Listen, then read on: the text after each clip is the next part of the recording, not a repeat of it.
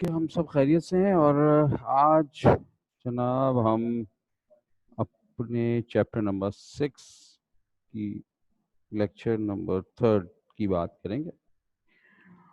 Chapter number 6 में हम चल रहे थे जनाब, हमारी बातें चल रही थी मोनेरा पर, या प्रोकैरियोट्स हम उसे कहते हैं। ठीक है ना? तो जनाब कोई ऐसी बात जो प्रीवियसली कल या परसों इस चैप्टर में थी और आपको उसमें प्रॉब्लम आई है, तो काइंडली आप मुझे इस वक्त पूछें ताकि मैं फिर अपने टॉपिक को कंटिन्यू करूं। ठीक है जी। एक छोटा सा मसला है, मैं उसको ज़रा सॉल्व कर लूं, फिर जब तक आप पूछें मुझसे कोई बात, अगर आपके कल और परसों से रिलेटेड कोई बात है, कोई टॉपिक है। ठीक है, मेरा छोटा सा प्रॉब्लम चल रहा था इस वक्त, तो उसको मैं करूँगा। ठीक है। अच्छा सर, आज मैं चैप्टर 1 सवाल करूँगी। 2 दिन से मेरा नेट का मसला हो रहा था। ओके जी। तो आप सर चैप्टर 1 का क्वेश्चन कुछ कर लीजिए अभी। और राइट करते रहिएगा, मैं बीच में अपना टाइम के साथ साथ आपको जवाब देता रहूँगा। ठीक है ना? सवाल नहीं जाते थे क्या मतलब? नेट का मसला, अच्छा सवाल नहीं आते होंगे, ठीक है, ये बात कह रही हैं आप। और नेक्स्ट आपने कहा जी कि चैप्टर 1 का क्वेश्चन है कि क्लोनिंग, जज़ाकल्लाह, cloning and hydroponics are also application of biology. जी, मैंने अगर आपने लेक्चर 1 यानी हमारे चैप्टर 1 के लेक्चर्स कंडक्ट किए हैं, नेट की वजह से नहीं कर सके तो एक अलग मैटर है, लेकिन अगर आपने किए हैं और उसमें आपको मैंने एप्लीकेशन ऑफ बायोलॉजी या हमारी application of biology for welfare of Mankind, अगर ये भी हमने उसमें हेडिंग आपको दी थी, ठीक है ना? तो उसमें हमने आपको मेडिकल की हेडिंग लगाई थी, उसमें हमने अपने एग्रीकल्चर की हेडिंग के अंडर हाइड्रोपोनिक्स को लिखा था। ठीक है ना? मेडिकल के अंडर में हमने उसमें वैक्सीन, एंटीबायोटिक्स को लिखा था, फिर क्लोनिंग। तो ये सब हमारे अपने बायोलॉजिकल ऐसी एप्लीकेशंस हैं जो इंसानों की फलाह बहबूद के लिए यानी वेलफेयर के लिए बनाई गई। ठीक है, तो इन्हें हम अगर लॉन्ग क्वेश्चन, और मैंने आपको वहां बताया था कि एक बार आपके लॉन्ग क्वेश्चन आपसे पूछा भी गया था एप्लीकेशन ऑफ बायोलॉजी पर, तो वहाँ पर आपको इन तमाम चीज़ों की डिटेल डिफाइन करनी होगी, बताना होगा, मेथड बता दें। जैसे हाइड्रोपोनिक है, उसकी प्रॉपर्टीज़, उसकी इम्पोर्टेंस, प्रॉपर्टीज़ कह रहा हूँ, उसकी इम्पोर्टेंस बता दें। फिर सीधा क्लोनिंग क्या है, क्लोनिंग की टाइप्स क्या हैं, इसके ड्रॉबैक्स क्या हैं, इसकी इम्पोर्टेंस क्या है, वो बता दी। एंटीबायोटिक का इंट्रो दिया, एंटीबायोटिक क्या है वो बताइए आपने, फिर उसका बेनिफिट बताया। वैक्सीन का बेनिफिट, वैक्सीन की डेफिनेशन, है ना, उसके इसी तरह से। तो बहुत लंबा काम आपको ऑलमोस्ट नहीं करना पड़ेगा, और ये जनरल सी बातें आपको याद होंगी। कुछ टर्म्स जो क्लोनिंग में या हाइड्रोपोनिक्स में है वो आपको एज अ लर्न करने की जरूरत पड़ेगी। अच्छा जी, उसके बाद किसी और साहिबा का मैसेज है। सर, टेस्ट की प्रिपरेशन नोट से करें या फिर जो असाइनमेंट 5 उन्हें रिवाइज कर लें? 5 ईयर बोला होगा आपने, कुछ और लिखा है। अच्छा, बहरहाल मैं समझ गया आपकी बात को। बेटा, जो प्रिपरेशन है ना, प्रिपरेशन को मैं नहीं समझता कि आप किस तरह से करना चाहते हैं, लेकिन जो एक ऐसा मेथड जो आपको अच्छी तरह अच्छे नंबर दे, चाहे टेस्ट हो चाहे एग्जाम हो, तो उसमें तरीका ये होता है कि आप 5 ईयर्स से तमाम क्वेश्चंस को देखें, प्लस अपने एक्सरसाइज जो आपकी बुक में एक्सरसाइज होती है ना, उसमें से भी क्वेश्चन देखें। फिर तीसरा प्लस उसमें क्या करें, जिस तरह हम आपको टॉपिक वाइज क्वेश्चन दिखा रहे हैं, तो ये तीनों चीजें मिलकर आपकी प्रिपरेशन पूरे चैप्टर को आपको कवर अप करना होगा। आप कहें कि जी मैं सिर्फ नोट्स याद करने के लिए, आप बेशक नोट्स को यूज करें, लेकिन मैंने आपको शायद बताया होगा कि जनाब अगर आप अपने नोट्स बना लें, ओफो, तो क्या ही बात है आपकी, जो कि पॉसिबल नहीं है आपका कुछ भी, क्योंकि हमारे पास टाइम ही नहीं होता ना, हम बच्चों के पास, बेचारों के पास वक्त की कमी है। वरना अगर आप अपने काम से नोट्स को, लेक्चर प्लस बुक, तीन चीजों को मिलाकर अपनी काम अगर पूरा कर लें, तो यकीनन आपको क्या हो जाएगा, जबरदस्त नोट्स बनेंगे आपके, और वो भी ऐसे नोट्स बनेंगे जिनमें याद करने की आपको जरूरत ही नहीं पड़ेगी इंशाल्लाह, क्योंकि भाई वो आपने खुद ही लिखा है। जब खुद लिखा है तो फिर उसको याद करना कहाँ से, वो तो लिखते लिखते खुद ही ऑटोमेटिकली हमारे माइंड में बैठ गया है। और अब आप बेशक पूरी बुक इसी तरह अगर लिख ली तो समझे आप राइटर बन गए, ठीक है जी। बहरहाल ऐसा नहीं हो सकता, तो आप वही एक लर्निंग प्रोसेस है, लेकिन लर्निंग प्रोसेस सिंपली लर्निंग ना हो, मैट्रिक 9 की तरह थोड़ा सा उसको समझिए, क्वेश्चन आंसर को, अपने टॉपिक को, और फिर उसे लर्न कीजिए। क्लियर जी। एज चॉइस आपकी के बुक या नोट्स या योर ओन नोट्स, जो आपका दिल चाहे, लेकिन देख लीजिएगा उसमें से आपको सब कुछ कवर अप करना पड़ेगा। नेक्स्ट में हमारे पास बात कर रही हैं दोबारा अगेन वही सर, एक और सवाल 5 ईयर में ये क्वेश्चन आया है, डिफाइन टू मेन ब्रांचेस। ये ब्रांचेस आपने लिखा है ब्रांचेस ऑफ बायोलॉजी टू, तो क्या बायोलॉजी की कोई स्पेसिफिक मेन ब्रांचेस हैं या सारी उसी में कंसीडर की जाती हैं ब्रांचेस? ये बहुत आपने ज़बरदस्त क्वेश्चन पूछा है, मैं शायद मिस किया होगा आपको बताते हुए, या नहीं आपको तो मिस नहीं किया, ये सेकंड ग्रुप अभी जो चल रहा है उसको शायद मिस किया। फर्स्ट ग्रुप को तो मैंने बताया था, मे बी आपने मिस कर दिया होगा, नेटवर्क नहीं चल रहा होगा।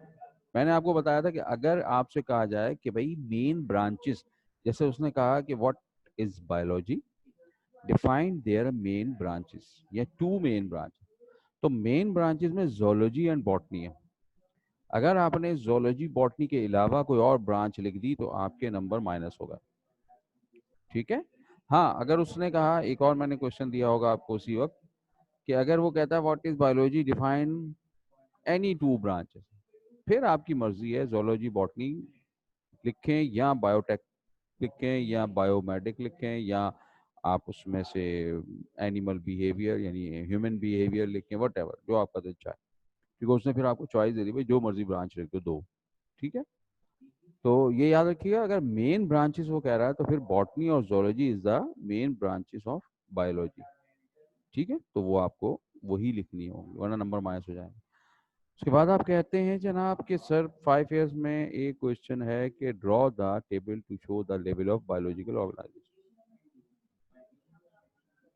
No description required to its, में हम लाइन वाइज सिर्फ नाम लिखें या जो बुक में उसके आगे डिस्क्रिप्शन है वो भी लिखें।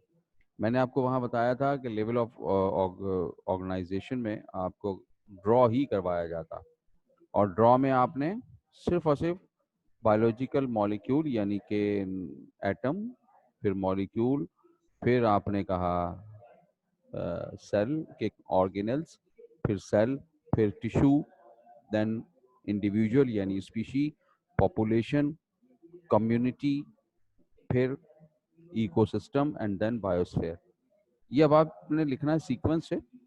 अब चाहे आप लेफ्ट टू राइट लिख दें या लोअर टू अप करके लिख दें, एक चार्ट बनाना है। अब इसको खूबसूरत करने के अभी आपके पास अगर मौका मिले तो बेशक आप एक लाइनिंग इसमें अच्छी सी पेंसिल कलर से शो कर दें, लेकिन अगर ना मौका मिले तो आप सिंपली इसको पहले कंप्लीट कर लें। ठीक है। उसके बाद जी नेक्स्ट क्वेश्चन किसी और साहिबा का पूछा है, क्लॉनिंग पर पेपर में शॉर्ट नोट आता है, उसमें मैकेनिज्म ऑफ क्लॉनिंग लिखना जरूरी है। हाँ, अगर शॉर्ट नोट आपसे पूछा है तो आप क्लॉनिंग की डेफिनेशन लिखेंगे, फिर उसकी टाइप लिखेंगे और फिर देन उसके ड्रॉबैक्स और बेनिफिट्स लिखेंगे। मैकेनिज्म को आप स्किप कर जाएंगे। ठीक है जी। नेक्स्ट है जी अगेन सर 5 ईयर में 5 मेन ब्रांचेस भी आया है, तो उसमें क्या लिखें हम अगर 5 मेन लिखा हो। ये बेटा बहुत पुराना क्वेश्चन होगा 5 ना, ये उस वक्त का क्वेश्चन होगा 5 ईयर में। 5 ईयर तो नहीं, 10 ईयर में होगा या 20 ईयर में होगा। आपको जो जब क्वेश्चन इस तरह से सीक्वेंसिंग नहीं होती ना, ओल्ड पैटर्न था, तो उसमें ये होता था कि क्वेश्चन में ही एमसीक्यूज होता था या फिल इन द ब्लैंक्स होती थी, फिर 2 शॉर्ट क्वेश्चन ए बी उसमें आते थे, फिर थर्ड वन थोड़ा सा 3 मार्क्स का या 4 मार्क्स का वो ऐड कर देते थे। तो उसमें आपको ये 5 ब्रांच क्या कहा होगा। अभी रिसेंटली यानी जो न्यू पैटर्न है उस पैटर्न में 4 ब्रांचेस का बोला गया था। वो भी मैंने आपसे डिस्कस किया होगा कि उन्होंने कहा था name of any 4 branches of biology, जो कि गलत था सवाल, क्योंकि इस लेवल पर सिर्फ नेम पूछना 2 नंबर के लिए अच्छा नहीं है। ठीक है ना। आपका फिर नेट शायद डिस्कनेक्ट हो रहा है क्योंकि आप अगेन लॉग इन हुई हैं मेरे पास। बहरहाल अगर आपने दोबारा, मैं बता देता हूँ, तो 5 मेन ब्रांचेस का क्वेश्चन अगर पूछा है तो 5 मेन ब्रांचेस तो हमारे पास है नहीं ना, तो ये ओल्ड पैटर्न पर क्वेश्चन पूछा गया होगा आपसे। और रिसेंटली हमारे जो क्वेश्चन पूछा था, जो मैंने आपको उसका एग्जाम्पल भी दी थी 2012 में या आई थिंक 13 में, तो उसमें कहा था name any 4 branches of biology. अब जब 4 ब्रांचेस ऑफ बायोलॉजी के नेम खाली पूछे तो ये सवाल हमारा टेक्निकली तौर पे अच्छा नहीं था। और हमने आपसे कहा था कि उस वक्त के डिप्टी हेड और हेड से हमने कहा कि बच्चों ने अगर डिस्क्रिप्शन नहीं लिखा, यानी डेफिनेशन नहीं लिखी ब्रांचेस की, तो कोई बात नहीं, है ना। क्योंकि आपने तो नेम पूछा है, तो नेम अगर बच्चे ने 4 नेम ब्रांचेस के लिख दिए तो हम तो 2 नंबर दे देंगे उसको। ठीक है जी। तो इस तरह से हमारे कभी कभी ऐसा हो भी जाता है, लेकिन उसमें मैंने आपको एक सजेशन दी थी कि आप अपनी तरफ से थोड़ा सा लिख दिया करें, है ना। कभी कभार क्वेश्चन तो अकॉर्डिंग टू क्वेश्चन हमें आंसर लिखना होता है, बट कभी कभी क्वेश्चन ऐसा हो जाता है कि वो बिल्कुल ही 9 क्लास के लेवल पर, और वो गलती होती है एक्चुअल तो हमारे जो सेटर है ना, पेपर सेट करने वाला, एक्चुअली पेपर बनाया जाता है, 2-4 लोग पेपर बनाते हैं, और वो पेपर जैसे मैंने आज से शायद 3 साल पहले या 4 साल पहले पेपर को बनाया था जोलॉजी। तो अब हमने पेपर बनाकर पैक करके उसको बोर्ड ऑफिस में सेंड कर दिया।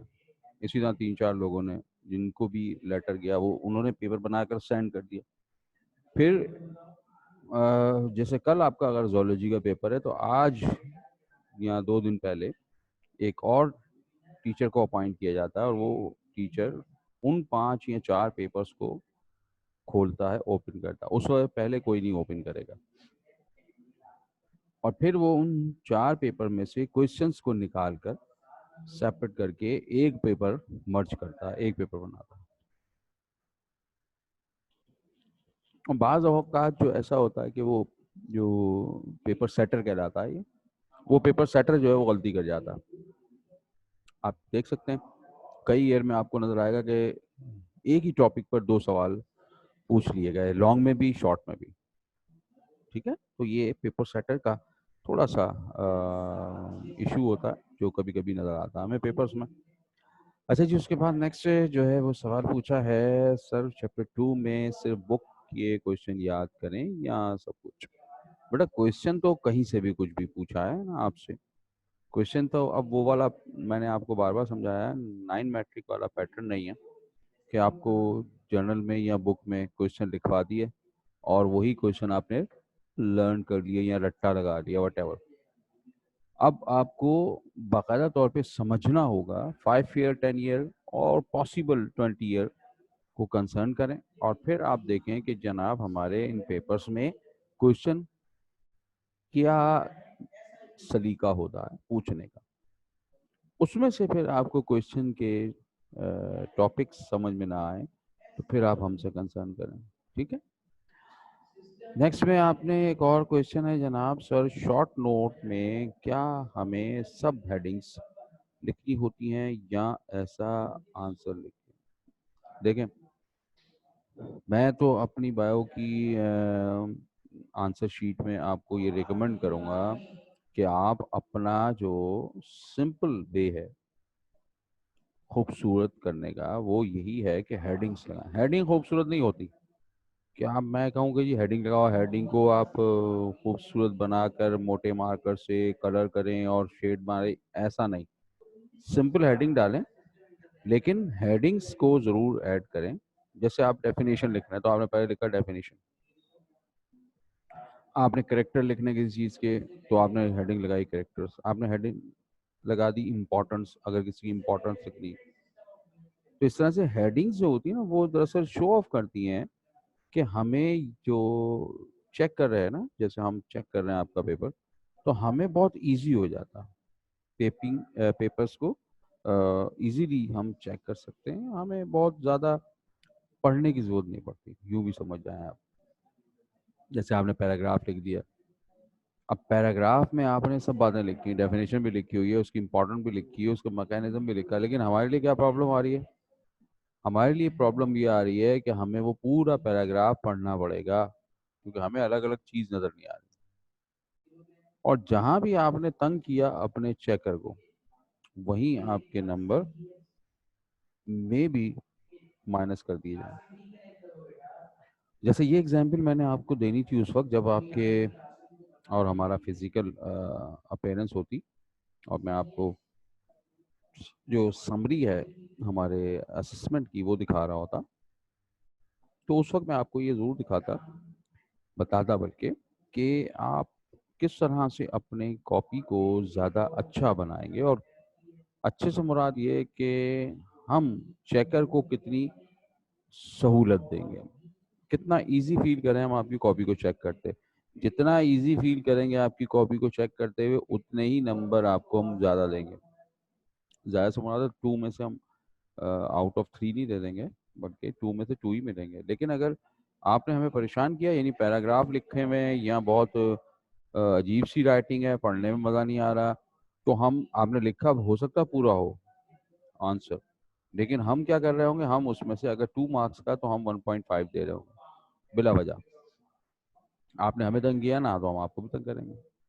ये मैं अपनी एक पोजीशन दिखा रहा हूँ, आप इसमें मेरा रोल नहीं है, ठीक है। ये मैं अपनी मिसाल इसलिए दे रहा हूँ कि हम 90% टीचर की बात कर रहा हूँ, 10% की नहीं। 10% ऐसा नहीं करते, 10% बहुत ईजी होकर कॉपी को चेक करते हैं और पढ़ते हैं, रीड आउट करते हैं, और अगर पूरा लिखा है तो उसको पूरे नंबर देते हैं। लेकिन मैं 90% की बात कर रहा हूँ कि अगर आपने इस तरह के प्रॉब्लम क्रिएट किए कॉपी चेकिंग में, तो फिर हम भी क्रिएट करेंगे और मार्क्स आपको एज 1.5 आउट ऑफ 2 दे देंगे, ठीक है जी। तो ये बातें हो गई जो अभी तक मेरे सामने आई। अब बाकी आप लोग राइट करते रहिएगा, जो हमारी हैं जिन्होंने ओल्ड क्वेश्चन पूछने थे, ठीक है बेटा, वो आप राइट करते रहिएगा, हम उसको टाइम टू टाइम आपको आंसर देते चले जाएंगे। अच्छा जी जनाब, अब हमारे पास जो है ना, वो थोड़ा सा हम आपको लेके चलते हैं आपकी बुक में, पेज नंबर 104, ठीक है। 104 पे हमारी हेडिंग है डाइवर्सिटी, लेकिन मैं अभी उसकी बात नहीं कर रहा, उसे मैं आपको लास्ट में लेकर आऊँगा। उससे पहले हम बात कर रहे हैं अक्रंस, जिसका कोई क्वेश्चन नहीं आता, लेकिन हमें अक्रंस के बारे में बैक्टीरिया के बहुत अच्छी तरह मालूम है। आप कहते हैं कि बैक्टीरिया आपको हर जगह मिल जाएगा, हवा में, पानी में, मिट्टी में, अंडर द ग्राउंड मिल जाएगा, केव में मिल जाएगा, इवन के लावा जहां बन रहा है, प्रोड्यूस होने वाला है, वहां भी मिल जाएगा। और क्यों मिल जाएगा, इसकी वजह हमें नजर आएगी जब हम बैक्टीरिया की रेस्पायरेशन को देखेंगे। ठीक है, इसी तरह हम न्यूट्रिशन जो हम इसे देखेंगे, तो ये सवाल हमारा क्लियर हो जाएगा कि बैक्टीरिया की अक्रंस ऐसी क्यों है कि वो फ्रीजिंग पॉइंट पर भी जिंदा रह रहा है और मोर देन 100 टेम्परेचर पर भी सरवाइव कर रहा है। हवा, मट्टी, पानी, ईच एंड एवरीवेयर आपको बैक्टीरिया नजर आ जाएगा, मिल जाएगा। अब वो बेनिफिशियरी है आपके लिए, हमारे लिए, या एनिमल्स के लिए, या हार्मफुल है, वो एक अलग बात है।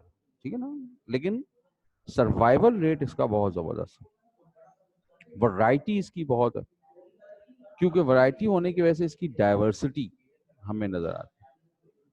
और डाइवर्सिटी पर हम थोड़ी देर में बहस करते हैं इसमें। और डाइवर्सिटी भी बेसिकली डिपेंड करती है इसके मोड ऑफ न्यूट्रिशन पर, इसके मोड ऑफ रेस्पायरेशन पर, और इसके मोड ऑफ रिप्रोडक्शन पर।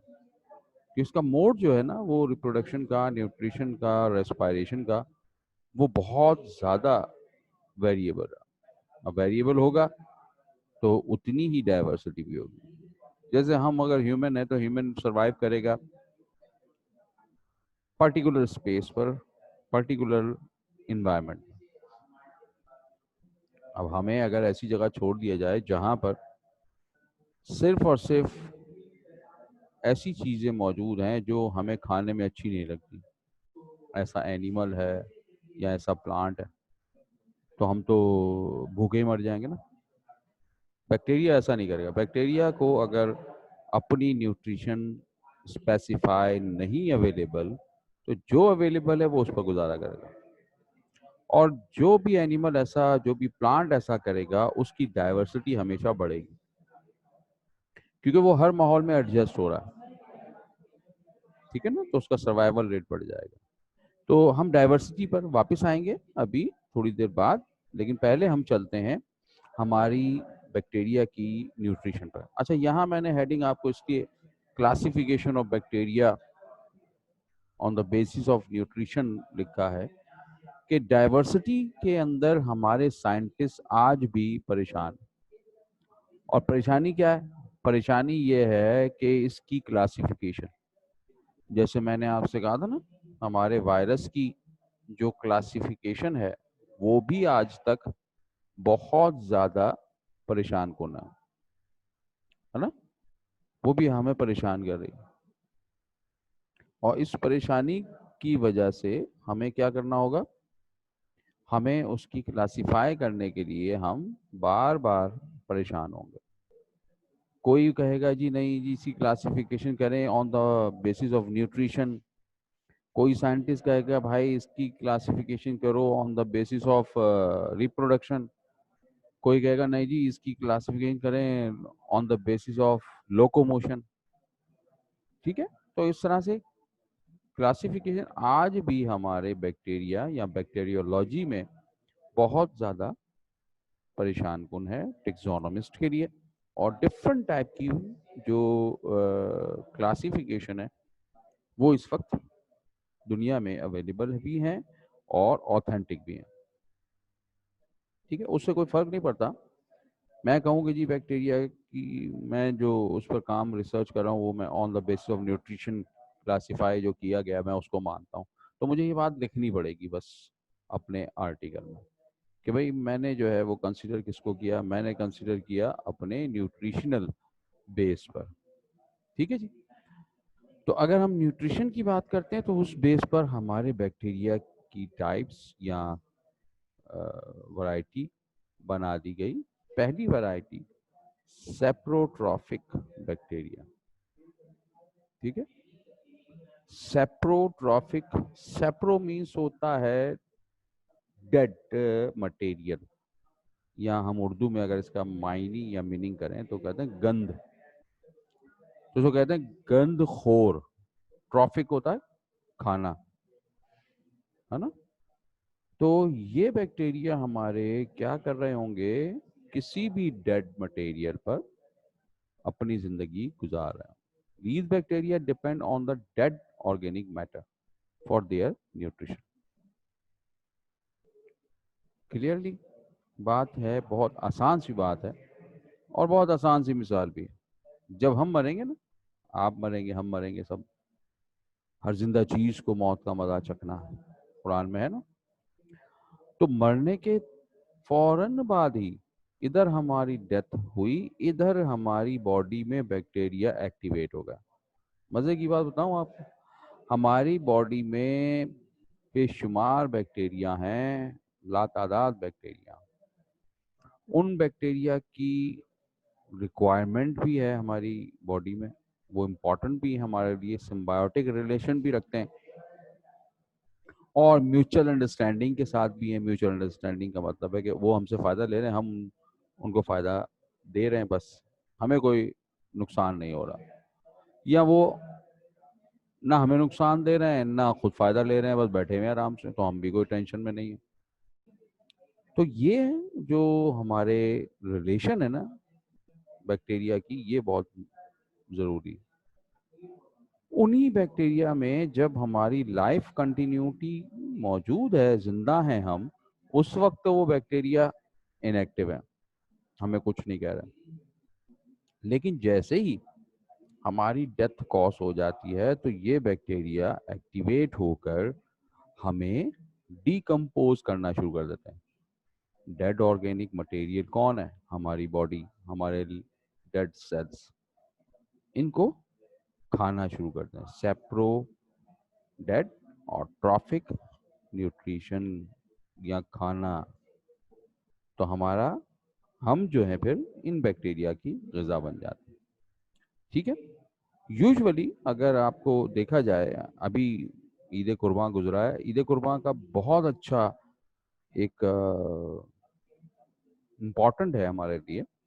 वो जितना ये वेस्ट जो हम रोडों पर या सड़कों पर फेंकते हैं ना, हमारे बकरे और गाय की डिफरेंट अलाइशें, डिफरेंट वेस्ट, तो उसका बहुत ज़बरदस्त अगर हम उसे यूज़ करें तो क्या किया जा सकता है कि हम उसे एक बहुत बड़ा इलाके में गड्ढा खोदें और उसमें डंप करते जाएं, और डंप करने के बाद हम उसके ऊपर मिट्टी डालकर उसको कवर कर दें. तो कुछ ही दिनों बाद, यानी ऑलमोस्ट 10 से 15 दिन के बाद, वो मिट्टी जिस गड्ढे में हमने डाला हुआ है उस जगह पर हमें ह्यूमस मिल जाएगी. ह्यूमस क्या है? जो खाद हमने देखी ना ब्लैक ब्लैक कलर की, कभी अगर कोई नया गार्डन बन रहा हो हमारे घर के आसपास या किसी जगह, तो बेचारे गार्डन ही नहीं रहे, पार्क ही नहीं रहे, लेकिन अभी कभी इत्तेफाक से हमारे कोई पार्क फॉर्म हो रहा हो न्यू, या उसकी नई रिकंस्ट्रक्शन हो रही हो, तो आप पार्क में ग्राउंड में देखेंगे ब्लैक ब्लैक से डिफरेंट टाइप के पत्थर लाइक, जैसे स्टोन लाइक है, लेकिन वो स्टोन नहीं होते, मगर फिर भी वो आपको नज़र आएंगे और स्मेल आ रही होगी. वो हमारी ह्यूमस है और वो इसी प्रोसीजर से बनाई गई. तो होता ये है कि they are mostly present in humus, ज़मीन में रहते हैं हमारे जेरासीम, डिफरेंट टाइप के bacterias, and pause large number of enzymes that convert complex substance of humus to simpler compound. क्या कर रहे होते हैं? डिकम्पोज कर रहे होते हैं. तो ज़मीन के अंदर बहुत दुनिया आबाद है जिसको हम ऑलमोस्ट नहीं देखते, और इस अंडरग्राउंड एरिया में जितने भी एनिमल्स और प्लांट की रूट्स हैं या प्लांट्स के रिमेन्स हैं, उन सबको डिकम्पोज किया जा रहा होता है. और डिकम्पोज करने का मतलब होता है कि complex molecule convert into simple form. तो कॉम्प्लेक्स मॉलिक्यूल को तोड़कर सिंपल मॉलिक्यूल में बदल दिया जाता, और ये हमारी कहलाती है ह्यूमस. ठीक है. ये प्रोसीजर है पूरा और बहुत इम्पोर्टेंट है हमारे लिए. हमारे घर में भी अगर आप अपनी कोई छोटी सी क्यारी बनाई है, आपने छोटा सा गार्डन बनाया, तो उसमें आपको ज़रूर खाद या ह्यूमस की ज़रूरत पड़ती है, क्योंकि इसमें सिंपलेस्ट फॉर्म में नाइट्रोजन होगी, फास्फोरस होगा, कैल्शियम होगा, ठीक है। और जब हम पानी डालेंगे तो वो जमीन में या प्लांट्स की रूट्स में जाएगा और प्लांट्स उसको एब्जॉर्ब कर लेंगे, तो प्लांट्स के लिए बहुत ज़रूरी है।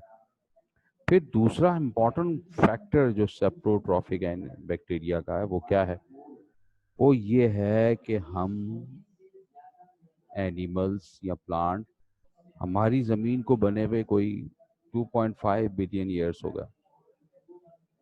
उस वक्त से लेके आज तक पता नहीं कितने बिलियंस एनिमल्स और प्लांट मर चुके हैं, लेकिन उनकी लाशें या उनके रिमेन्स नजर नहीं आते हमें ज़मीन के ऊपर।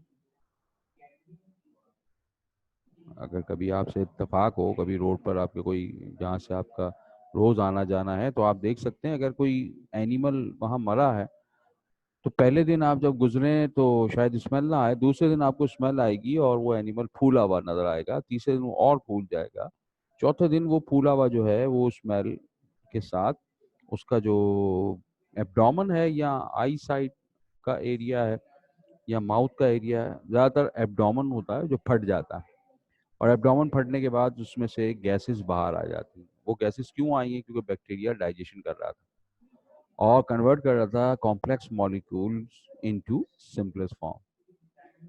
फिर आप अगर रोज वहां से गुजरते हुए जा रहे हैं तो अब कुछ अरसे बाद आपको उसकी स्किन और उसका स्केलेटन नजर आने लगेगा, और मजीद कुछ अरसे बाद अगर उसको किसी ने वहां से मूव नहीं किया तो स्किन भी गायब हो जाएगी और सिर्फ स्केलेटन रह जाएगा, ठीक है।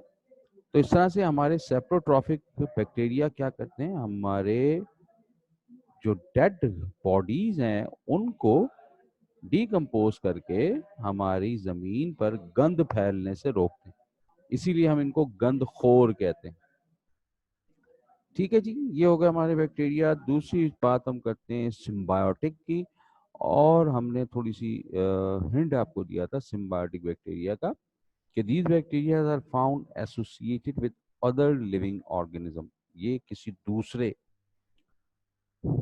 लिविंग ऑर्गेनिज्म, चाहे वो एनिमल्स हो या प्लांट्स हो या हम ह्यूमन हो, हम में से किसी के साथ भी ये एसोसिएट करता है, रहता है, उसकी बॉडी के अंदर रहे या बॉडी के बाहर रहे, और they obtain their food from the host without harming it. और होस्ट से, अब हम उसके होस्ट हो गए लेकिन हमसे अपना फूड ले रहा है, लेकिन हमें किसी सूरत में भी नुकसान नहीं पहुंचा रहा, ठीक है। नुकसान क्यों नहीं पहुंचा रहा? क्योंकि इसका जो फूड है वो कुछ ऐसा होगा जिसका हमारी बॉडी में कोई इम्पोर्टेंट नहीं है या कोई हार्मफुल इफेक्ट है, और वो ये यूज कर रहा है, ठीक है ना। तो इस तरह से ये हमेशा हमारे लिए इम्पोर्टेंट बना रहेगा और हमें फायदा, बेनिफिट देता है। हमें से मुराद है कि एनिमल में हो, किसी में, प्लांट में हो, किसी में, ठीक है। जैसे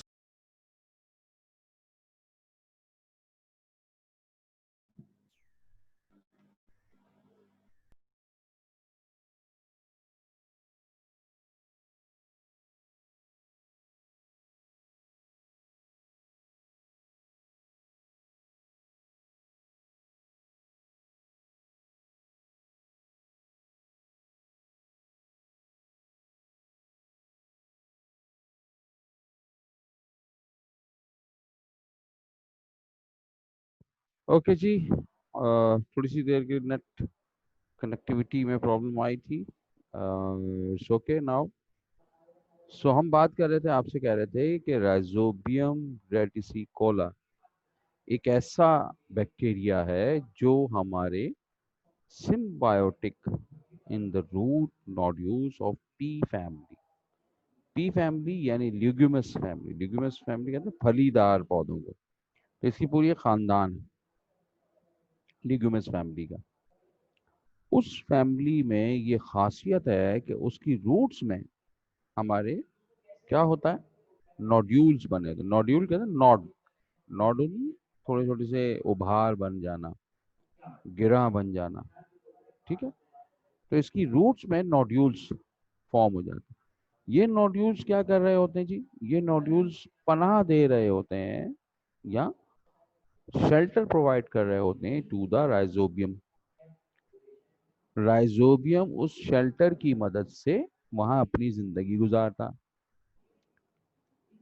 अब ये जिंदगी गुजार रहा है तो इसे तो फायदा है क्योंकि इसे शेल्टर मिल गया, लेकिन ये पी फैमिली को या पूरे जिस प्लांट में ये मौजूद है उसे भी फायदा दे रहा है। क्या फायदा दे रहा है? ये नाइट्राइड्स फॉर्म कर रहा होता है, और वो नाइट्राइड्स जो है वो हमारे प्लांट्स की रूट जमीन में जब पानी को एब्जॉर्ब कर दिए तो उनकी मदद से वो प्लांट बॉडी में चला जाता है। तो इनके अंदर यानी प्लांट के अंदर नाइट्रोजन की बहुत अच्छी क्वांटिटी फॉर्म होती है जिसकी मदद से ये प्रोटीन बहुत अच्छी बनाते हैं। इसीलिए आपने सुना होगा फली, सेम की फली हो जाए, पी हो जाए, मटर हो जाए, फली जो होती है वो खाने में बहुत इंपॉर्टेंट है और ये आपकी प्रोटीन रिक्वायरमेंट को पूरा करती है। तो क्योंकि इसके पास प्रोटीन की वैरायटी बहुत अच्छी होती है और ड्यू टू द नाइट्रोजन जो इसने एब्जॉर्ब किया है थ्रू राइजोबियम। अब अगर हम इस राइजोबियम को रूट की नोड्यूल से हटा दें, नोड्यूल ही तोड़ दें जी प्लांट की, तो फिर क्या होगा? प्लांट को नुकसान होगा। राइजोबियम को तो होगा ही होगा नुकसान क्योंकि ये तो बेचारा सर्वाइव ही नहीं कर पाएगा, लेकिन हमारे प्लांट को भी नुकसान होगा। उसकी प्रोटीन की क्वालिटी डिस्टर्ब होगी और प्लांट जो है वो अच्छी तरह ग्रोथ नहीं कर पाएगा। ठीक है? किसको हुआ नुकसान? दोनों को। और दोनों को कैसा नुकसान हुआ? कल हमने कहा था आपसे, लैला मजनू वाला नुकसान। ना तो राइजोबियम जिंदा रह पाएगा, ना ही पी प्लांट सरवाइव कर पाएगा। तो इस तरह से ऐसे ही रिलेशन को जिसमें हमारे दोनों, हमारे जो ऑर्गेनिजम्स हैं उन दोनों को बेनिफिट हो, और इतना बेनिफिट के दोनों एक दूसरे के बगैर ना रह सके। ये देख लीजिए, इस तरह से नोड्यूल्स आपको नजर आ रही हैं। ये राइजोबियम इन नोड्यूल्स के अंदर, ये रूट है हमारी पी प्लांट की, जड़ है, ये नॉर्मल है, ठीक है, और ये इसके ऊपर नोड्यूल्स बने हुए, छोटे छोटे से नोड्यूल बने हुए, उसके अंदर से हमारे ये बैक्टीरिया वहां रह रहे हैं। ठीक है भाई। इसके बाद बात करते हैं थर्ड वन की। थर्ड वन है parasitic bacteria. Parasitic bacteria, parasite तो हम पढ़ चुके हैं ना, कहीं पर डिस्कस किया था। तो these bacteria grow inside the tissues of other living organisms। जैसे कि हमारे अपने अंदर होते हैं पैथोजन बैक्टीरिया, बीमारियां फैलाते हैं, नीमोकोकस, निमोनिया फैलाने वाले, डायरिया फैलाने वाले, डिफरेंट है ना। They obtain food at the expense of their host. खाना ले लें, गजा ले लें, कोई मसला नहीं, हमसे कितनी गजा लेंगे बैक्टीरिया, लेकिन प्रॉब्लम ये क्रिएट करते हैं कि या तो हमारे किसी ऑर्गन या ऑर्गन सिस्टम को नुकसान पहुंचाते हैं, या कुछ ऐसे केमिकल को एक्सक्रीट आउट करते हैं जिनकी वजह से हम बीमार हो जाते हैं। यानी जो बीमार करने वाले व्यक्ति हैं, पैथोजेंस, ये दो तरह से हमारी बॉडी पर असर करते हैं। एक, या तो ये ऑर्गन को किसी डिस्टर्ब करेंगे, कहीं इन्फेक्शन पैदा कर देंगे, है ना, या सिस्टम में इन्फेक्शन पैदा कर देंगे, यूरिनरी ट्रैक इन्फेक्शन, यूटीआई जिसे कहते हैं, रेस्पिरेटरी अपर ट्रैक इन्फेक्शन, जैसे आजकल आपको पता कोविड, लोअर ट्रैक इन्फेक्शन, वो वायरस की वजह से होता है, लेकिन निमोनिया हमारे बैक्टीरिया की वजह से होता है। तो ये करेंगे डिस्टर्ब। तो खाना लेने के अलावा भी ये हमें डबल नुकसान दे रहे हैं। एक तो खाना भी ले रहे हैं, दूसरा हमारी बॉडी में हमारे ऑर्गन या ऑर्गन सिस्टम को नुकसान पहुंचा रहे हैं, या फिर कुछ ऐसे टॉक्सिक मटेरियल एक्सक्रीट आउट कर रहे हैं कि जो हमारी बॉडी में जाकर हमें बीमार कर रहे हैं या हमारे नुकसान का बायस बन रहे हैं। ठीक है जी। These bacteria lack certain complex system of enzyme, therefore they usually depend upon their host. तो ये होस्ट पर जिंदगी क्यों गुजारें? भाई किसी पर डिपेंडेबल होने का मकसद ही ये होता है ना कि आप में कमी है। आप जब बड़े हो जाएंगे माशाल्लाह, मेडिकल में जाएंगे, एमबीबीएस बन गए, डॉक्टर बन गए, आपको जॉब मिल गई। अब जॉब में जाकर आपको सैलरीज भी मिलने लगी। क्या अब आप अपने पेरेंट्स से पैसे मांगेंगे कि नहीं जी अभी तो हमारी पॉकेट मनी तो दें आप जी बाबा, बाबा आप हमें पॉकेट मनी दें जी, हमें तो इस महीने की पॉकेट मनी चाहिए? ऐसा तो नहीं होगा ना। आप तो डिपेंडेबल नहीं है ना। तो जो डिपेंडेबल होता है वो जब तक अपने होस्ट को उससे ही बेनिफिट लेता। तो इसी तरह से इनकी वजह क्या होती है कि इनमें कमी है। हमें हमारे पास जॉब नहीं है तो हम पेरेंट्स से ही पॉकेट मनी लेंगे ना। हमने भी एजुकेशन हासिल नहीं की तो फीस हम पेरेंट्स से ही लेंगे। इसी तरह से इन बैक्टीरिया में कुछ एंजाइम्स की कमी होती है, जिसकी वजह से ये हमारे होस्ट यानी जिस सेल में भी ये रहते हैं उनसे ही अपने फायदा लेते हैं। नोमोकोकस या माइकोबैक्टीरियम ट्यूबरकुलोसिस, टीबी जिसे कहते हैं, है ना, टीबी फैलाने वाला। साल्मोनेला टाइफी, ठीक है, टाइफाइड फैलाने वाला। तो डिफरेंट हमारे पैथोजेनिक बैक्टीरियाज हैं। लाइक इस तरह की कुछ स्ट्रक्चर्स मौजूद होते हैं हमारे बैक्टीरिया में जो पैरासाइटिक बैक्टीरिया हैं। ठीक है जनाब। तो ये हमें हमेशा नुकसान ही फैलाएंगे, मतलब फायदा किसी तरह से भी हमें नहीं देंगे पैथोजेनिक जो होते हैं। ठीक है जी। नेक्स्ट चलते हैं जी आगे, हम बात करते हैं कि हमारे पास अच्छा, हम नेक्स्ट शुरू करने से पहले मेरे ख्याल से नमाज पढ़ लें। अजान हो चुकी है। तो इंशाल्लाह अगले 10 मिनट में नमाज हमारी हो जाएगी। आप भी नमाज पढ़ लीजिए और फिर आपसे मुलाकात करते हैं। यहाँ होप्स हो गया सबने नमाज पढ़ लिया है और सब इस वक्त मौजूद है मेरे साथ। और हम चल रहे थे नेक्स्ट हमारे पैरासाइटिक बैक्टीरिया के बाद आ जाता है जनाब ऑटोट्रॉफिक बैक्टीरिया।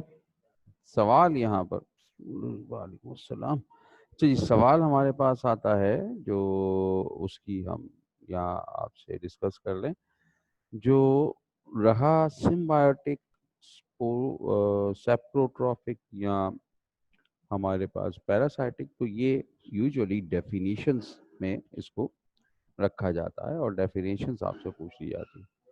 लेकिन जो ऑटोट्रॉफिक बैक्टीरियाज हैं ये शॉर्ट क्वेश्चन में आपसे पूछा जाता है। तो शॉर्ट क्वेश्चन में आप से कहा जाता है जनाब कि what are autotrophic bacterias, what are autotrophic bacterias, define their types, define their types। ठीक है जी। अच्छा, इसमें हमारे पास कभी आपको मिलेगा क्वेश्चन सिर्फ और सिर्फ आपसे फोटोसिंथेटिक बैक्टीरिया पूछा जाता है। नहीं, आपको ऑटोट्रॉफ नहीं कहा जाता, आपसे कहा जाता है फोटोसिंथेटिक बैक्टीरिया डिफाइन कर दीजिए। ठीक है। पेज नंबर 105 पर आपका एक इम्पॉर्टेंट नोट लिखा है। Autotrophic bacteria include those that are photosynthetic and those that are chemosynthetic. Among the photosynthetic bacteria, there are those that evolved first and do not give off oxygen, and those cyanobacteria that evolved later and do give off oxygen. तो यहाँ पर आपको ये एक important point बताया है कि जनाब जब के सबसे पहले हमें जो चीज़ इस वक्त नज़र आती है हमारी ज़मीन के फॉर्मेशन होने के बाद, लाइफ जब फॉर्म हुई है, तो लाइफ फॉर्म होने के बाद सबसे जो बैक्टीरिया फॉर्मेशन हुई है, उस वक्त हमें ये नजर आता है कि बैक्टीरिया सबसे पहले कौन सा आएगा, ऑटोट्रॉफिक बैक्टीरिया आएगा। जैसे हमने पहले कहा था कि साइंटिस्ट इस बात पर एग्री हैं कि जो भी सिंपलेस्ट फॉर्म प्रोड्यूस हुई है वो कम से कम ऑटोट्रॉफ होगी। क्यों? क्योंकि वो अपनी ग़िज़ा खुद तैयार करने के काबिल है। अगर अपनी ग़िज़ा खुद तैयार नहीं कर पाई तो डेफिनेटली उसे तो कुछ नहीं मिलेगा ना, क्योंकि वो तो अकेला दुनिया में फॉर्म हुआ है, अब उसके अलावा तो कुछ है ही नहीं, तो खाएगा किसको वो। तो इसलिए इस बात पे सब एग्री है कि चाहे टाइम एरा कोई भी हो, ऑटोट्रॉफिक फॉर्मेशन हुई होगी, और वो भी सिंपलेस्ट में। और सिंपल जो हमारी फॉर्म है विद इन ऑर्गेनाइजेशन, तो वो कौन सी है, वो प्रोकैरियोट्स है। तो इसलिए कहा जाता है कि हमारा प्रोकैरियोटिक सेल जो बना है, यानी कि जो सिंपलेस्ट बैक्टीरिया, वो ऑटोट्रॉफिक पहले बना होगा। ठीक है, चलिए क्वेश्चन रिपीट करते हैं। एक बच्चे ने कहा जी, क्वेश्चन ये है जनाब, what are autotrophic bacterias, define their types. तो हमने ऑटोट्रॉफिक बैक्टीरिया बताया आपको कि ऑटोट्रॉफिक बैक्टीरिया वो बैक्टीरियाज हैं जिनके पास पिगमेंट्स हैं और वो अपने आप को फूड मैन्युफैक्चरिंग कर सकते हैं। और उसकी फिर दो टाइप्स हमारे पास आ जाती हैं, एक कहलाते हैं फोटोसिंथेटिक बैक्टीरिया और दूसरे कहलाते हैं कीमोसिंथेटिक बैक्टीरिया। फोटोसिंथेटिक बैक्टीरिया पहले इवॉल्व हुए, पहले पैदा हुए, पहले बने, और इन्होंने, ये फर्क है इनमें कि इन्होंने हमारे ऑक्सीजन को एक्सक्रीट नहीं किया, है ना, और उसकी जगह पर कुछ और गैस को फॉर्मेशन की। जबकि बाद में जो इवॉल्व हुए हमारे जो हमारे फोटोसिंथेटिक थे, यानी इसमें भी कैटेगरी है ना अलग अलग, तो जो एडवांस फोटोसिंथेटिक बैक्टीरिया है उनमें से कुछ ने ऐसा काम किया कि ऑक्सीजन को प्रोड्यूस किया। इसीलिए हम कहते हैं कि बैक्टीरिया विदाउट ऑक्सीजन सरवाइव कर सकता है, कि ऑक्सीजन तो पता नहीं थी कि नहीं थी ना उस वक्त। तो अगर ऑक्सीजन की एब्सेंटी में कोई लिविंग ऑर्गेनिज्म कैसे जिंदा रहेगा, तो इसलिए इन्होंने ऐसा मैकेनिज्म बनाया कि विदाउट ऑक्सीजन सरवाइव करे। ठीक है जी। अच्छा जी, अब हम चलते हैं ऑटोट्रॉफिक बैक्टीरिया में, और हमने भी आपसे कहा कि जी these bacteria can synthesize organic compound from a simple inorganic substance। तो जो इनऑर्गेनिक मटेरियल है उसको लेकर ये अपने लिए ऑर्गेनिक मटेरियल बना, ये भी एक इम्पॉर्टेंट एवोल्यूशन में पॉइंट है। भाई ऑर्गेनिक मटेरियल यानी डेड बॉडी कब खाएंगे ये, जब कोई मटेरियल मरा हुआ होगा, कोई एनिमल मरेगा, कोई प्लांट मरेगा, तो एनिमल प्लांट तो है ही नहीं, तो कैसे उसको खा सकते हैं। ठीक है, तो इन्होंने, चूंकि ऑटोट्रॉफिक बैक्टीरिया ने क्या काम शुरू किया, इन्होंने ये किया कि इनऑर्गेनिक सब्सटेंस से ऑर्गेनिक बनाई और फिर अपने आप को सरवाइव करने की कोशिश की और सरवाइव किया। इनऑर्गेनिक सब्सटेंस से बनाने में हमारे पास दो मेथड हमें यहाँ नजर आते हैं। ठीक है, तो उसी बेस पर हम कहते हैं कि जी दो टाइप के बैक्टीरिया हमें ऑटोट्रॉफ में नजर आते हैं। एक वो जो लाइट का सहारा ले रहा है और सिंथेसाइज कर रहा है अपने लिए ऑर्गेनिक मटेरियल, तो that's are called photosynthetic bacteria. ठीक है, दूसरे वो जो कीमो का सहारा ले रहे हैं, यानी केमिकल का सहारा ले रहे हैं, और कीमो का सहारा लेकर वो केमिकल्स का, और फिर अपने लिए और आपके लिए, यानी डिफरेंट एनिमल्स के लिए वो क्या कर रहे हैं, मैन्युफैक्चरिंग कर रहे हैं। ठीक है जी, तो इस तरह से दो टाइप हमें नजर आती हैं।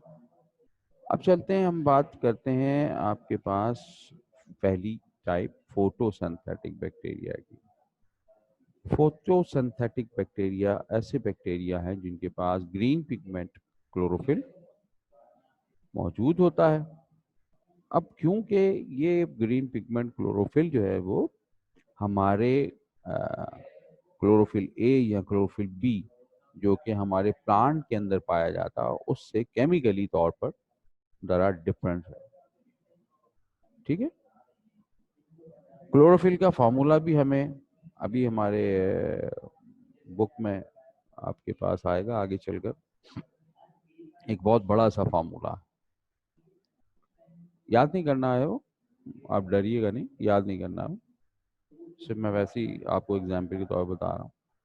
तो उस फॉर्मूले में वो चूंकि प्लांट का है तो वो क्लोरोफिल अलग है और बैक्टीरिया का केमिकल जो क्लोरोफिल है वो अलग है। इसीलिए हम बैक्टीरिया के क्लोरोफिल को बैक्टीरियल क्लोरोफिल या क्लोरोबियम क्लोरोफिल कहते हैं। क्लोरोबियम, क्लोरो माने होता है ग्रीन, हरा, याद रखिएगा। PHY फिल माने होता है लीफ, पत्ती। तो अब हमने क्या कह दिया, हमने कहा क्रोबियम, यानी क्लोरोबियम का मतलब है कि हमारे बैक्टीरियम का कलर पिगमेंट। ये कलर पिगमेंट कहाँ मौजूद होता है? ये कलर पिगमेंट मीजोसोम्स में मौजूद है। मीजोसोम्स क्या चीज है भाई, कौन बता रहा? बहुत देर हो गई, मैंने कुछ पूछा नहीं ना, सवाल आ गया जी। What is mesosome? मीजोसोम क्या है, कौन बताएगा जल्दी से?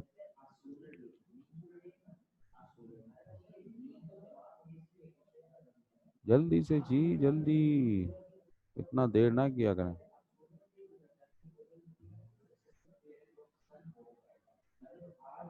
21 पार्टिसिपेंट्स हैं, 21 के 21 अवेलेबल हैं या नहीं? What is mesosome? एक अवेलेबल हुआ जी, उसका आंसर आया।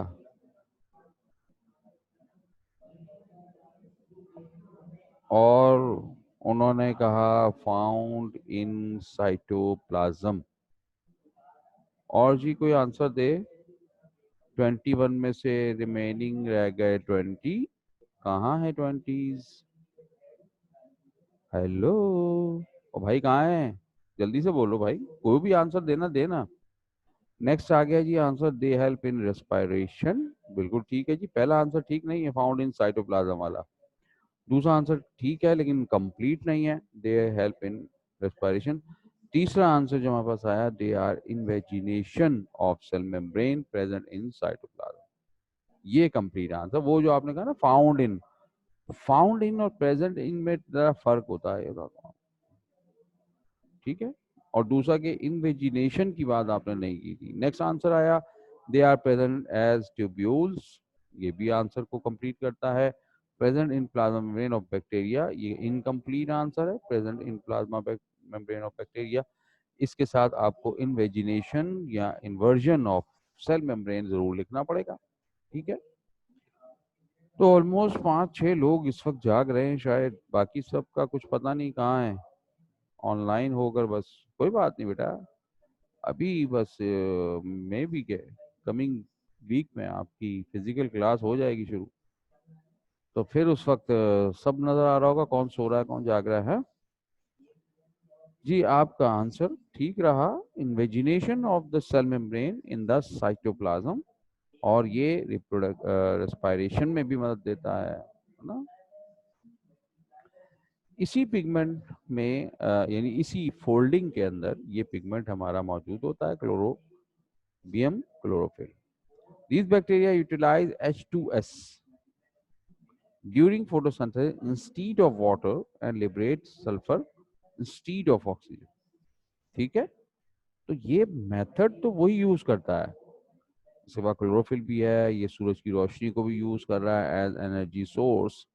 क्लोरोफिल है as a mechanic of the manufacturer, जो फूड बनाएगा वो भी है इसके पास। और कार्बन डाइऑक्साइड भी है इसके पास। सिर्फ किसका रिप्लेस है? रिप्लेस है वाटर की जगह पर इसके पास मौजूद है H2S, और उसको कंप्लीट करते हुए कार्बन डाइऑक्साइड के साथ रिएक्शन करता है 2H2S, और फिर हमारा फॉर्म होता है एक छोटा मॉलिक्यूल, एक स्मॉलर एनर्जेटिक मॉलिक्यूल, इसमें एनर्जी बहुत कम होती है, CH2O, अल्कोहलिक फॉर्म में, कीटोनिक फॉर्म में।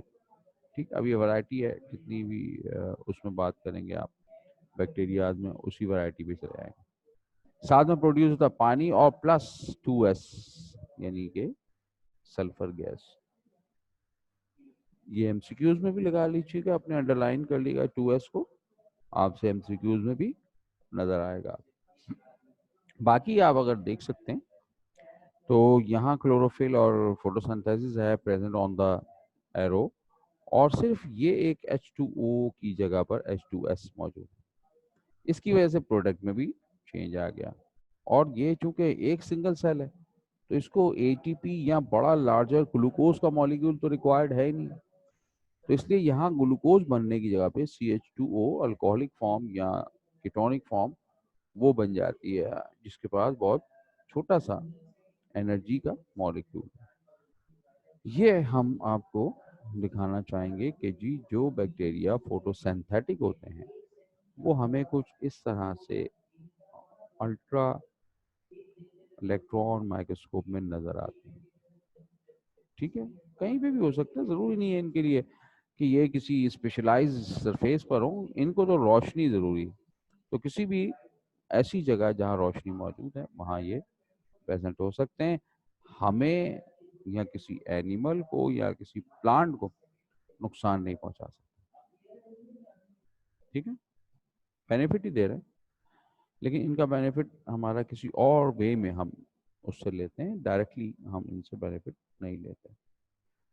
सेकेंडली, ये वो एरिया आप देख सकते हैं जहाँ पर लाइक हम उसको उर्दू में काई जमुना कहते हैं ना, तो इस एरिया में स्पेशली जो रिजर्वायर्स ऑफ वाटर है वहाँ पर ये अच्छी क्वांटिटी में होते हैं, लेकिन शर्त ये होनी चाहिए कि इस रॉकी एरिया में, या तो ये केव में है या रॉकी एरिया में, तो वहाँ पर H2S की मकदार भी होनी चाहिए। और अगर आप किसी ऐसी जगह जो थोड़ी सी पानी जहाँ ठहरा हुआ है और यहाँ इस तरह की कोई वहाँ पर काई जमी हुई है, तो वहाँ पर आपको अजीब सी स्मेल महसूस हो रही होगी, वो सल्फर गैस की स्मेल है, क्योंकि वहाँ सल्फर गैस प्रोड्यूस हो रही है। ठीक है जनाब, तो ये हमारे हो गए फोटोसिंथेटिक।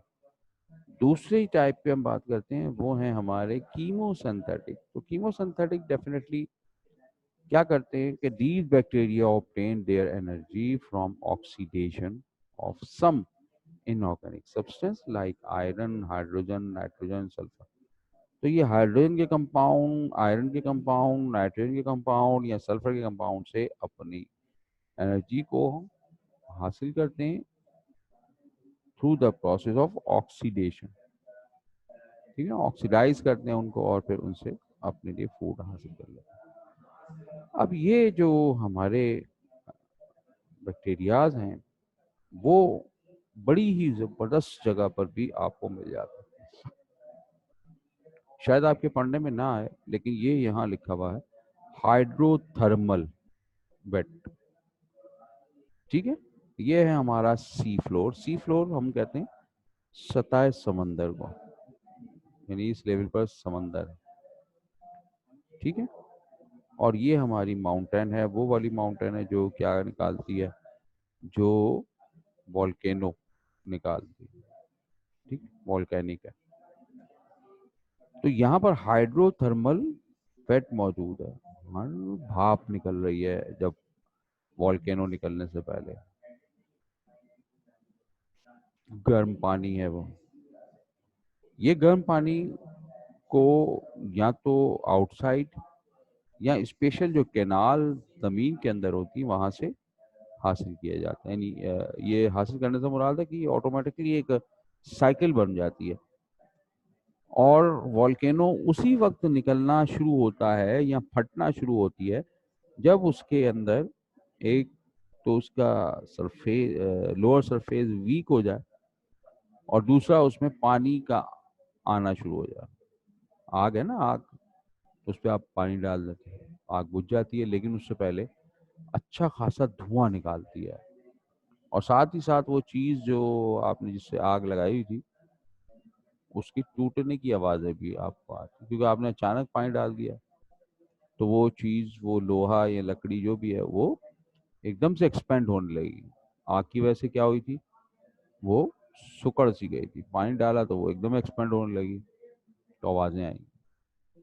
तो ये हाइड्रोथर्मल जो वेंट होता है, वहां पर हमारे ये बैक्टीरिया हमें मिल जाते हैं और वहाँ ये इनऑर्गेनिक मटेरियल को, हमारे सारे मटेरियल को काम कर रहे होते हैं। और इस तरह सारा का सारा बहुत इजीली हमारे मेथड, यानी हमारे कन्वर्जन को इनऑर्गेनिक टू ऑर्गेनिक ऑक्सीडाइजेशन करके चला रहे होते हैं। ठीक है, तो ये हमारा हो गया जी कीमोसिंथेटिक। नेक्स्ट हम बात करते हैं जनाब आपके लिए, और वो है हमारा रेस्पिरेशन। ठीक है, तो क्लासिफिकेशन ऑफ बैक्टीरिया भी हम, मेन हेडिंग हमारी यही कि हम classification of bacteria on the basis of nutrition आपने देख लिया, हमने उन्हें सेपरेट कर दिया ग्रुप्स में। इसी तरह हमने रेस्पिरेशन की बेस पर हमने कह दिया कि जी हमारी क्लासिफाई कर सकते हैं। ठीक है, तो respiration in bacteria on the basis of oxygen requirement, हमारा जो बैक्टीरिया है वो क्लासिफाई किया जा सकता है इनटू डिफरेंट ग्रुप्स। ठीक है, अब वो ग्रुप्स कौन से हैं जी, ऑक्सीजन लेना है या ऑक्सीजन नहीं लेनी, ऑक्सीजन की रिक्वायरमेंट कम है या ज़्यादा है, ऑक्सीजन से नुकसान हो सकता है, या ऑक्सीजन है या नहीं है, फ़ायदा नुकसान कुछ भी नहीं है, बेस है।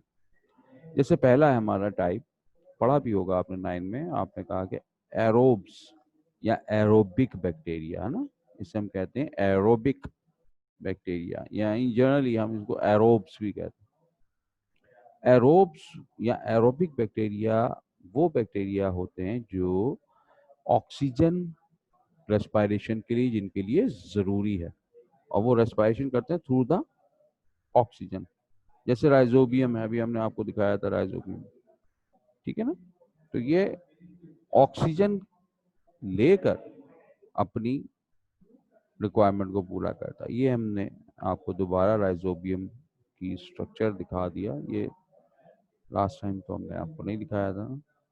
ठीक है, सेकेंड टाइप हमारे पास है एनएरोब या anaerobic रेस्पिरेट anaerobic bacteria. Anaerobic bacteria वो बैक्टीरिया हैं जो विदाउट ऑक्सीजन रेस्पिरेशन कर रहे हैं। जैसे अभी हमने पढ़ा था फोटोसिंथेटिक बैक्टीरिया, तो उसमें आप देख लीजिए कि वो अपने लिए जो फूड हासिल कर रहे हैं उसमें कार्बन डाइऑक्साइड है और H2S है, पानी की जगह पर रिप्लेस है। इसी तरह हमारे वो बैक्टीरिया जो ऑक्सीजन यूज नहीं करते, बल्कि वो कहाँ होते हैं, वो केफ में कहीं बहुत गहराई में है, या तो जमीन के या सरफेस की बहुत गहराई में, तो वहाँ ऑक्सीजन डेफिशिएंट है एरिया, उस जगह पर ऑक्सीजन नहीं है।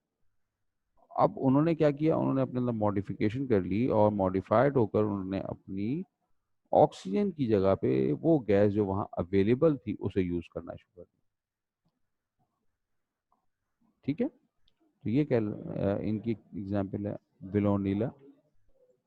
ठीक है, ये हमें बैक्टीरिया जो बिलोनीला है वो हमें नजर आ रहा है। ठीक है ना, इस तरह से ये माइक्रोस्कोपिकली है, माइक्रोस्कोप में नजर आता है। थर्ड वन हमारे पास है फैक्यूलेटिव बैक्टीरिया। फैक्यूलेटिव में रेस्पायरेशन का सवाल आता है बैक्टीरिया में, बिल्कुल पेपर में आएगा, एमसीक्यूज में आएगा। ठीक है, तो फैक्यूलेटिव बैक्टीरिया दे रेस्पायर विद और विदाउट ऑक्सीजन। ये वो बैक्टीरिया हैं जिनको क्या है, ऑक्सीजन है तब भी ठीक है, नहीं है कोई बात नहीं, दोनों सूरतों में ये सरवाइव करते हैं, लाइक इकोलाई, सैल्मोनेलिया। ठीक है,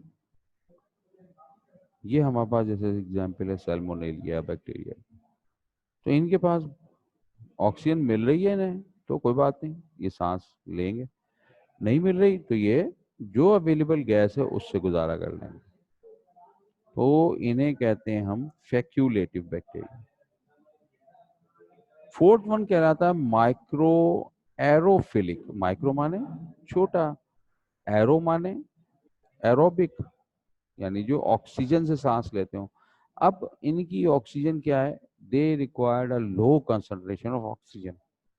इनको बहुत कम मकदार में ऑक्सीजन चाहिए।